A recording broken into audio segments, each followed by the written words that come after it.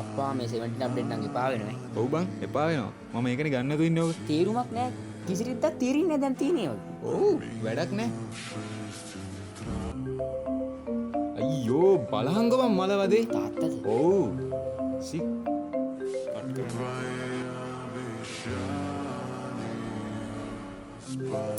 අයියෝ ආයි ගන්නවා බං.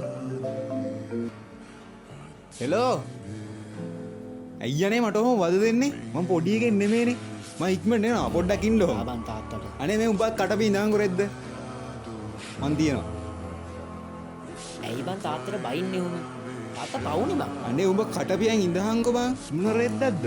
හැමදාම මට කෑ ගහනවා එන්න එන්න කියලා ගියාට පස්සේ. මොන රෙද්දක්ද බං මං යනවා. උඹ ඉන්නවනම් ඉඳහන් නැත්තම් වරෙන් යන්න.